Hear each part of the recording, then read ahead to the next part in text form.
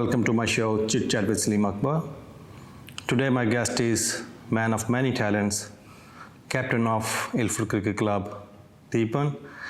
Let's welcome him and try to find out about his life journey. Theeban, thank you very much for coming to my show. Thank you, Salim. Thank you for having me first and foremost, and good morning to you. Thank you. Theeban, where were you born and what was your childhood like? Right, I was born in Sri Lanka, in Jaffna. Then I moved to India when I was 2 and spent there about 10 years. Obviously, I didn't play much of cricket there, which is all tennis ball, table cricket in the streets.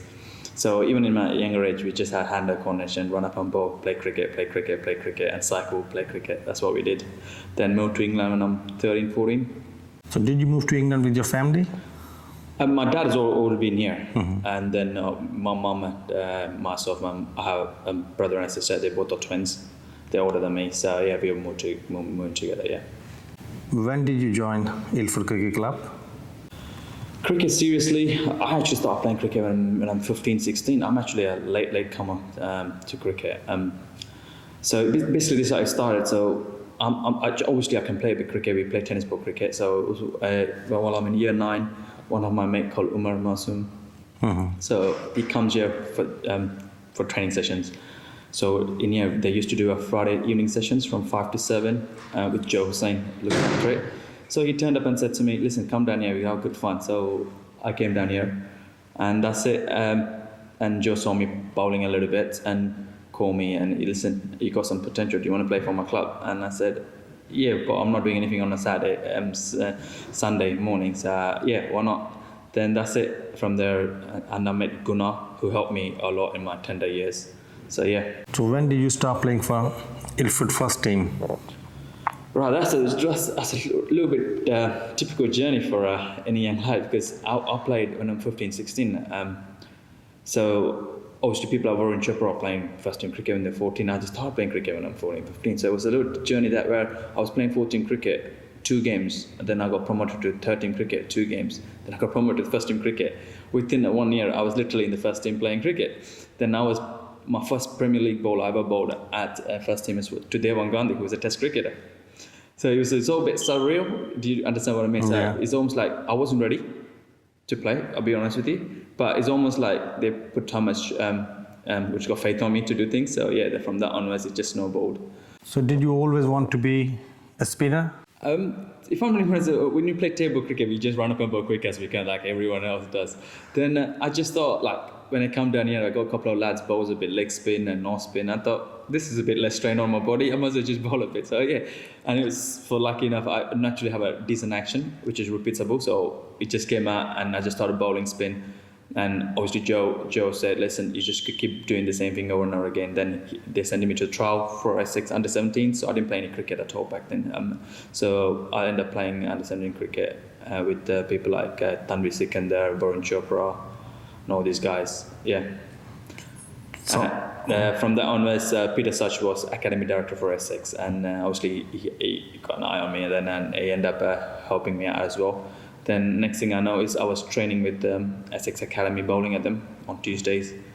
Then that snowballed into bowling at Essex first teamers, and that's it. It's all built into little pieces. And I was playing second team cricket by 18, and I just started playing cricket when I'm 16.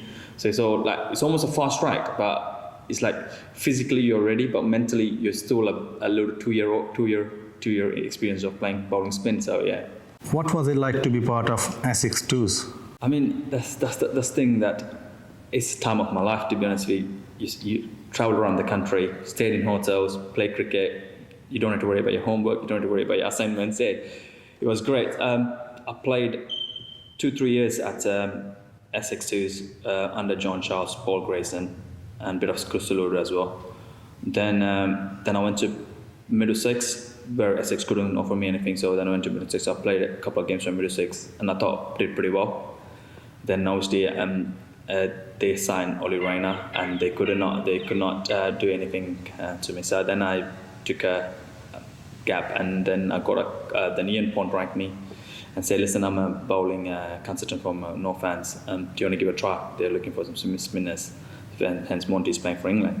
I said, "Yeah, why not?" So I went to North Fans training session, and a guy called Jack Birkinshaw played for England. and he was a spin bowling coach for Monty, and obviously he saw me bowling, and it was one of those days where everything I landed was turning, and was I was getting David Sales out, and it was a good feeling. So I was driving back from Northants to Essex. Then I got a call from David Capel saying, "Hey, listen, you got a day free tomorrow." I thought he was going to ask me to come and bowl at them. I said, "Yeah, fine, I can come." Now you're playing a match. Then mentally I thought he was just playing a second team game for Northants. So yeah, this is a pre-season friendly against Glamorgan. So it's a Pro 40 game. So back then they played Pro 40. So it's Pro 40 game, it's a friendly game, it's a pre-season. We just want to see how good you are. So I said, that's fine, sir. So anyway, so then he sent me a text. It's a first team game. It's not a second team game. It's a first team game. So and then for my luck, it was raining, and it's been reduced to 2020 now. So Northants scored 175 for 4. Then I got 3 for 28 in 4 overs. Yeah, so it was these performances just show you can't still perform at this level. So you're good enough, but unfortunately couldn't make the cut. Tell us about your journey to first class cricket. So basically I was playing for Essex 2s, and we were playing against Cambridge University. So I was finishing my A-levels. Then Chris Scott, Cambridge UCC head coach, was there. So I attempted to have a good day that day. And John Charles was the coach. John Charles introduced me to Chris Scott. Listen, he's finishing in A-levels, so he's looking for a uni place, so can you help him out with this? Then obviously I got the grades to go in there. So then he said, listen, come down, I'll get you a place. Then I gave me a scholarship as well. And that's it. From there I played, I had a pretty good year in a sense that, well, I didn't go much to uni, to be honest with you. I was training with Essex and travelling around and now this, And the next thing I know is I was meant to play against Derbyshire, but it was such a dull and gloomy day, and they said, we don't need to play with 2 spinners because Zobi Sharif was playing. So I was put as 12 man. Then Essex gave me promised me, it doesn't matter what the weather is, you're playing this game. I said, okay, this one I played. It was one of the most frustrating days because obviously it's one of those days where about 3 overs, rain comes down, then we go back in, then fast ball is back in again. Then I come in about 4 overs, getting into a little rhythm. Then rain comes down. It was so much rain affected game. We couldn't get a game. I think it's supposed to draw, and none of the first innings been completed either. Tell us about your match against Rajasthan Royals. Oh, well, it was a great experience actually. It was for Middlesex 2s. So I was put into touch with Middlesex by Paul Weeks, and Paul Weeks was just a coach here, and he saw me, listen, you're wasting time, not playing any game. So he just finished his cricket and finished his career. So he rang Toby Radford, who's a West Indies batting coach now. So he rang, Toby Radford rang me and said, listen, come and have a net session at Enfield, for Finchley. So I was bowling to Owen Morgan, Stephen was training, and Sean O'Dowd. And Sean O'Dowd was coming to his end of his career. So me and Sean O'Dowd were bowling in the nets, and I've been bowling quite well. Then they gave me a game against Sussex, a one-day game. And back then there used to be a batting power play, bowling power play, and that first 15 overs as well. So they threw the ball at me, gone, you bowl the first over of the thing. So there, Chris Nash playing, and quite a few good first teamers dropped down to the 2s. And they scored 375 in 50 overs, and I bowled 10 overs, 2 for 49. And I bowled all my 10 overs in the power play. So that's one of the happier moments for me. So I said, you know what, I can do this. Then Angus Fraser saw me bowling, and he rang me and said, are you free to play a game 2 days later at Roger for Middlesex 2s? I said, yeah, fine, I'm available. Then I played, and Shane Warne was there, but he didn't play. Then obviously still had Tanvir, Mohammad Kaif, Naman Noja, some big names who played for India and all sorts. So there, and that's it. Here we go. I'm bowling. I'm bowling my first ball, and Mohammad Kaif came down and hit me over inside out first ball for a 4, and I'm thinking, Jesus, this is going to be good. Then I got him on next ball. He's trying to do it, and he tried quite a long one. I think Dan Housey caught that, and Naman Noja came in. I caught him on a couple of dot balls in. Then a couple of singles, then he trying to play slow, so he top edged it, and again Don Hesigo and Dan Hesigo got the catch. Then I finished 4 overs for 16 or 19, something like that. So got 2 wickets. Yeah, and I ended up facing Sohail Tanvir as well that day. That was quite the weirdest thing to do because he doesn't land his front foot, so it's always like I'm so late on the shot. And he wasn't bowling quick either, but he was like taking it away from me, and he was like, bang, that's it. And I was thinking, where's his front foot has landed? So it was so late on him. So yeah, so I went in like 30 runs to win off 3 overs, and I couldn't lay it bad for first 4 balls. Then I got run out. What did you feel the difference bowling at those international players and then bowling in Essex League? First and foremost, the pitches we play on. In Essex leagues, always I say this, like it's a bit more bowler-friendly league. You look at the stats of the batsmen in the last few years, it's not been great. It's just not, they're not good enough. It's just where most of the wickets we play on, most of them are bowler-friendly wickets. So average bowler looks good on their day, and a good bowler will look very good on their day. So that's a thing. And obviously when you play at that higher level, the wickets are a little bit more towards the batter. So the room for error is less. So the best way to get wickets in some games is just to bowl dot balls. So you bowl pressure. Whereas in Essex, when you play in club cricket, you can afford to get hit for a boundary, and you can get this guy out any time because the wicket is over something. And plus, we are playing amateur cricket, right? Most of them work 9 to 5, and it comes and play on Saturday. Whereas when you play at pros, they train 2-3 days a week, and if you bowl a bad ball, it's a bad ball. Where in Essex, normal club cricket, you can get away with sometimes. How was your fitness like at that time? To be honest with you, it's not great. I didn't pass a bleed test. I tried 3 times, I failed all 3 times. So that's one of the reasons why I couldn't make it to the next thing. And I'm an okay fielder, but not to the standard that I should be. Not quick. Obviously, that's something that I've been told to work on, but just not getting into my system. So yeah, that's one of the reasons why I couldn't cut the grade. As a bowling wise, I always thought that I had a skill.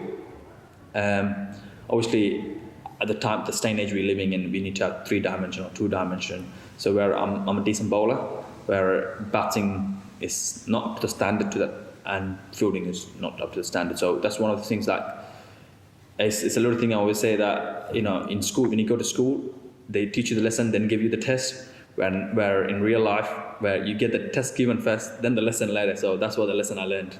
Do you feel frustrated that the system didn't help you to improve those parts? I don't blame the system. It's, to be honest with you, there's no one to blame. It's just looking at them in the mirror and saying, what, I should have done this better. It's quite easy to blame everything, but you should say, I'm just not fit enough. I need to do things. I mean, I wish I was a lot fitter now than I was at 23, 24, I was 21, right? And also less different from Asian background. We had less information about diet and what to eat and what not to eat and when to eat. Obviously, I did sports science. Then I just get that idea when I did, okay, this is what I should have done, this is what I should have done.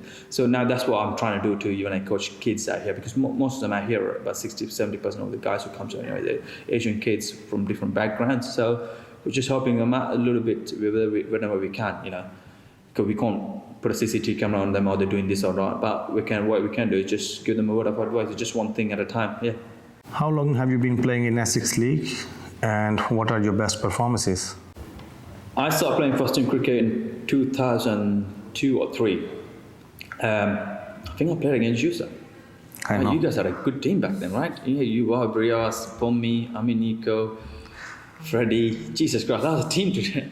I think we bowled you up for 75 at Valentine's Park once, right? I think Wasik got 4 wickets, Harris got 4 wickets, Taj was a captain. Yeah. So that was my first almost year that I started playing at the level. Then my best performance has to be, I was on a losing course against South Fed. We bowled them up for 19. Then I got 7 for. I bowled 21 overs, 7 for 32 or something, 35 or something like that. So I was obviously very happy that we bowled them out, and we were very happy that they got bowled up for 92. Then I went to the toilet. Then I met Gary there, and Gary said to me, "Well bowled, T." I said, "Yes, thank you, Gary." And you know what? We scored 30 runs too many. And I'm thinking, I didn't say anything to him, like, really? And I just, went. And guess what? He's right. We got bowled up for 55. And Gary took 6 for. Apart from that, any other performances you remember? This is when we were on Div 1, back in 2007 or 8. We were playing against Lautzen. Rizwan Qureshi, Bilaba, Usman Jan. Who the else they got? I'm not sure all their names, but yeah, they all playing.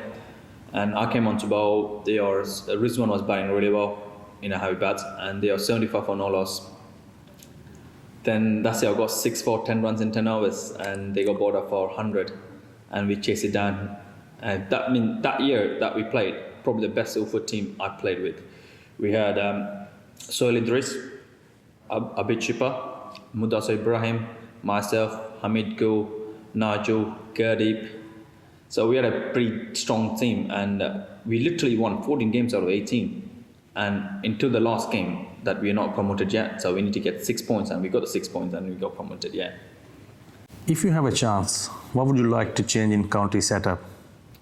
A few things I would probably suggest is just trying to be more open to everyone in terms that, say, not everyone's going to make it professional. So there will be a kid probably from, say, just say, for time's sake, we say Middlesex, they couldn't get into setup with Middlesex and to play at pro level, so come into Essex. And we should be a bit more open to help him. Well, we should be a bit more open in such a way that if he's good enough, he can get into the county setup twos and stuff like that. And maybe this is something that I probably would suggest to John Charles or anything like that, is to have a week of cricket against twos, where they pick the best under 24, under 25 kids around the circuit to play a one-day game, to play two T20s and maybe a two-day game. So in that way, there will be guys out here, I can just roll around names, but some of them are really, really late developers, you see. So, sometimes the county setup is stopped at 17, 18, and some people can be developed at 19, 20, and they can be very good. So that's something that county might need to just look into a little bit more. So, where in here we just say that 17, if you don't make the cut with the academy, you could get, that's it, your cricket is done now, you go back to your club cricket and just play club cricket. Whereas just a little bit more open about, you can still make it at 22, you can still make it at 23. I mean, in India, you get Praveen Tambe was playing to 42, that's just, and he was making his IPO debut at 35. So it won't happen here, surely. So something like that. I'm not saying all the 35-year-olds should play county cricket, but I'm just saying that there will be a good 23-year-old lad who's developed a little bit later, then they should get a chance if he scores runs. And I mean, hence that if you get a week of, like, say, a good one-day game and two T20s and a good two-day game, and pick the best under 25 kids around a couple of leagues to put together, say East Anglia, our league, and maybe on a couple of leagues to get the best ones, and they play against the twos, and whoever did well might get back into play a lot of twos game, and if he does well, then you never know, he can miss contract, whatever or not. What was your thought process behind starting coaching? Well, that's a very, very funny story. Right, this is going back when I'm 17. There's a guy called Paul Brockman from Upminster Cricket Club. He comes and does training here, and you probably heard of a girl called Alexis Mannion, played for England 19, and she was late and she couldn't make it. So Joe said to me, "Go and feed him on the bowling machine. I'll pay you." That's it. For an hour, I get paid £10. This is 15 years back, and that's a big money back then, right? Then I was like, "Wow, this is good." Then I just did my coaching badges. That's it. Then the first ever kid I ever coached is Rishi Patel, and a guy called Vithulan. He plays for Louds and once now he's a doctor actually. He's doing. So these are the first two kids I ever coached, and that's it. That snowballed into what I'm now. I mean, I had a session with Rishi and Vithu even now. So Vithu came out a couple of months back saying, "Listen, I'm touched a cricket bat for a while, so I can have a session." And Rishi Patel just had a session saying that I'm not hitting the ball well, and just about a month and a half ago, yeah. So how long you been coaching now? I started at 17, so 15 years. And are you level 2 coach or level 3? Well, I did level 3, a few modules, so I need to finish it up. But I did level 3 when I'm 22 when I finished my uni. Then after that, just didn't have time to finish all the modules up. And so if I'm going to do it, I'll probably do it, need to do it. But then just thought, it's information, so all knowledge and information. So what's your long-term plan in terms of coaching? Long-term plan, I mean, this is the cricket school I look after. A school for cricket school, so quite well known. And we haven't, but if there's anything, we are blessed with a lot of good coaches out here from Frank Joseph, Franklin Griffiths, Carla, Seb, Gunnar, Saminda. We got a lot of coaches, Commissioner coaches, and I just want a England player very soon. Well, very soon means it takes some time. Yeah, we haven't done for a while, so an England player to play from here, and I can tell people, hey, listen, I know this guy from knee high, growing up at cricket school. Yeah, I mean, we got people like Rehan, Aaron Nija, Firoz Kushi, Rishi, all were contracted. Varun Chopra, all these guys, all bought from here. I mean, we are blessed in a sense that every age group in Essex will have at least 3 to 4 people that trains there every winter with their coaches. So we are kind of blessed in a sense that it's always, I say, it's a mecca of cricket in East London. Any advice to youngsters? Right, my philosophy in life is very, very simple.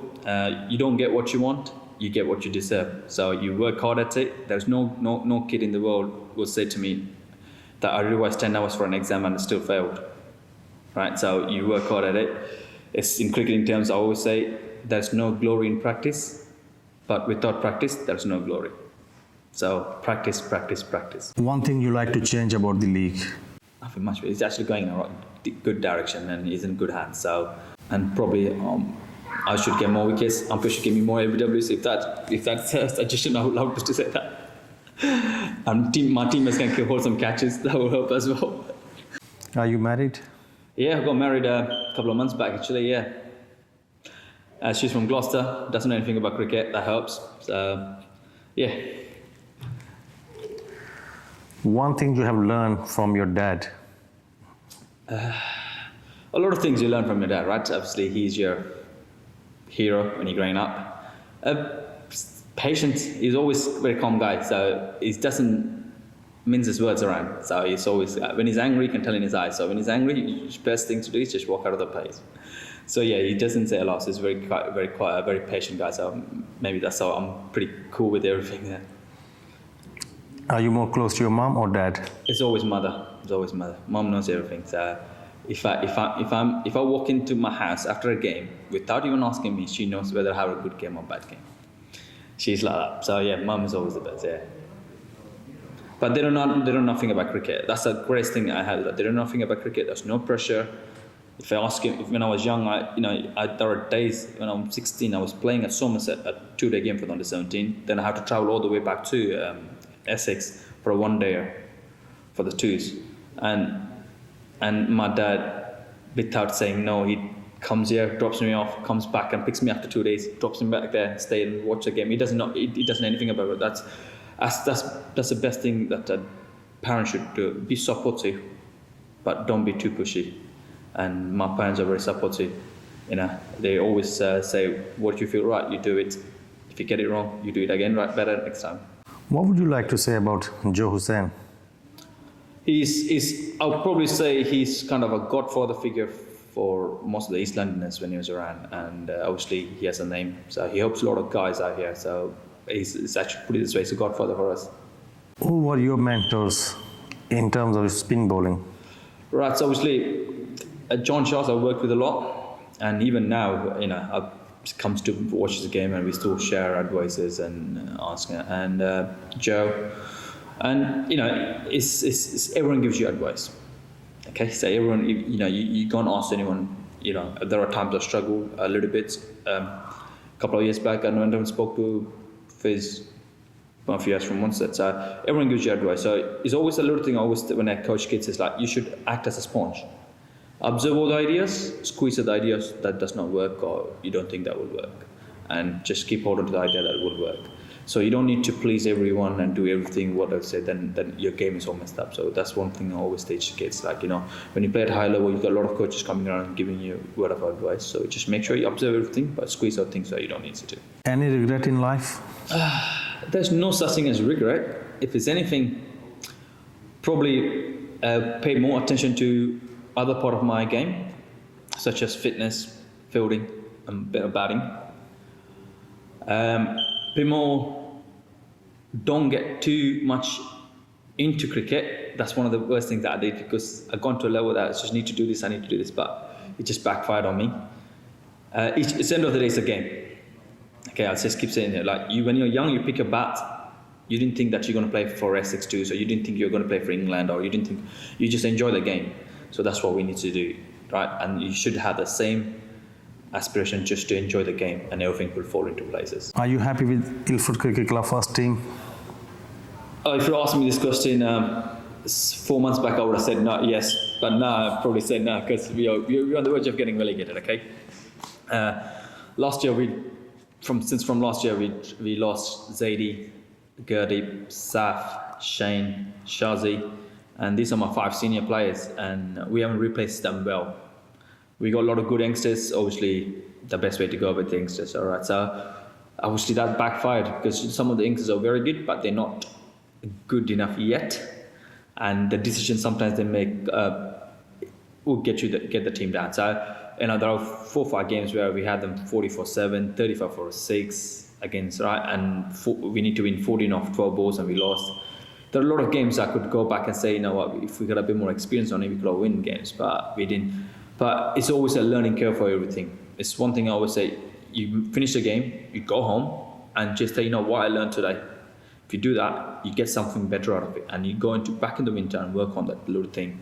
So we probably deserve to get relegated, deserve to be in the position where we are because we aren't good enough to play at this level. Simple as that. So going forward, it's probably a good thing for us because we get a lot of youngsters coming through. As a process that playing D1 probably help us in a sense that they get more game time. Due respect to all the D1 players, but it won't be as intensity as your Premier League cricket. So it probably helped us, and hopefully we will come back in the Prem. Coaches is doing this.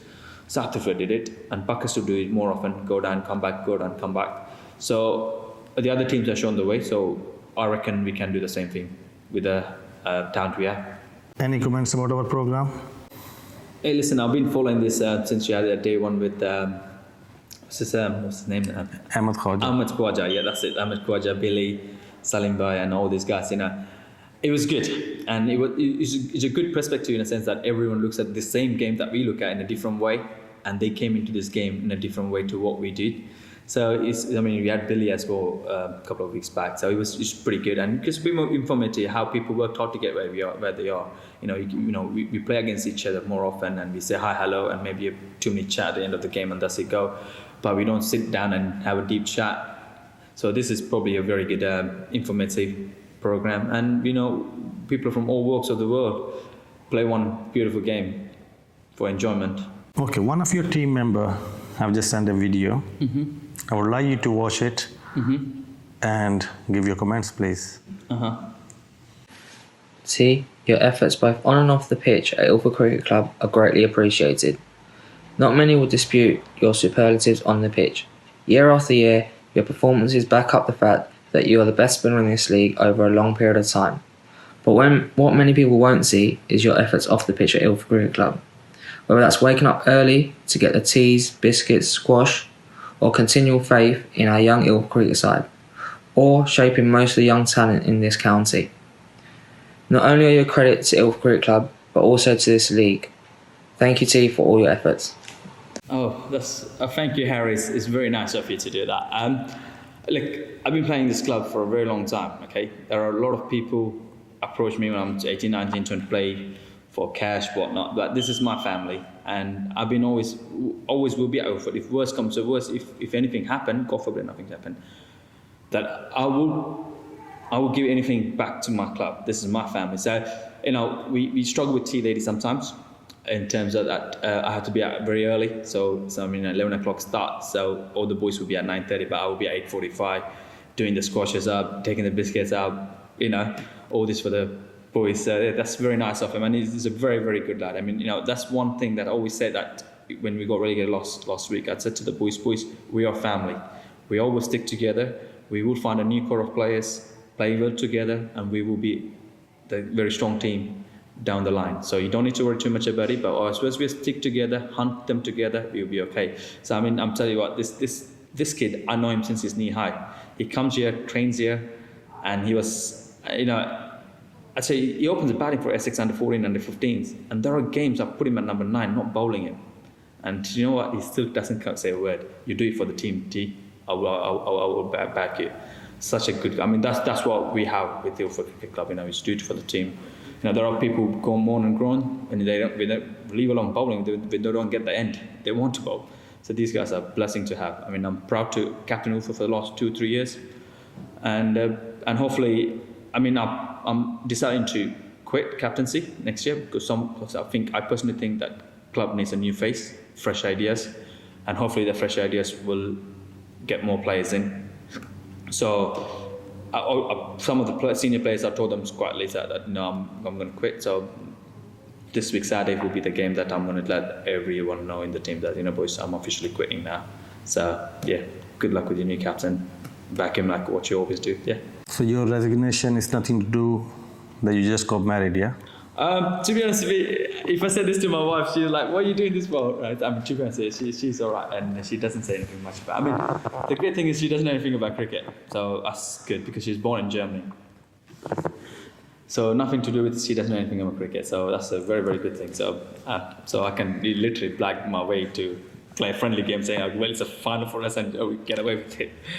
Nothing to do with marrying now. Okay, Theeban, I have some rapid fire questions. Mm-hmm. Yeah. And I would like you to answer as quickly as you can. Who's the best spinner in Essex League? All these years they've been playing, Morpheus is most consistent. I think this league is blessed with very good spinners. Among all these guys, I reckon Morpheus just picked a little bit with his calmness when he comes to bowl. And he always comes in bowl in a very pressurized situation. And literally you can see that he's on top of his game. Obviously he's experienced. So yeah, Morpheus is probably the best. For me, if I'm to pick a one left-arm spinner out of it for my team to bowl the 50th over, defend 8 runs or 10 runs, I'll pick Morpheus. Who's the best batsman in Essex League? Ashar Zaidi and Mudassar Ibrahim. One team you love to beat? So I would say Wanstead definitely, Brentwood, and I would say Chelmsford. Your favorite ground in Essex League? Nothing past Valentine's Park. Your least favorite ground in Essex League? Probably Horndon on Hill for me. One thing you like about yourself? I'm approachable. I listen to everyone. One thing you don't like about yourself? I'm too nice to people. Who is the better batsman according to you? Kohli, Smith or Root? Kohli is for white ball. Smith is for Smith any day for red ball. Who's been your favorite teammate? For me, in Essex days when I was young, we had a guy called Kuram Dar. I would say for me it's quite funny. Nigel with his emotional talk. One celebrity you would love to date? God, everyone got married. I'm married as well. I don't think my wife would be happy if I say something. So I mean, always like anything else, we all crush on all the actresses. I say Ali Abba. Rate yourself out of 10 as a cricketer? 6.5. As a son? For son, I would say 8. For brother, I would say 7. As a coach? I don't judge myself, but yeah, I would say 7.5, 7. Yeah. As a sexy man? God, this would be big. I told my wife thinks I'm 10. Theeban, thank you very much for your time. It was really an honor for me to have you in my show. Thank you very much. Salim, it's a pleasure having you at the cricket school talking about cricket. And thank you for having me in the show. And hopefully one day I will be seeing you in the big screen doing this chit chat with Salim Akbar. Right, thank you so much. Thank you very much. Thank you.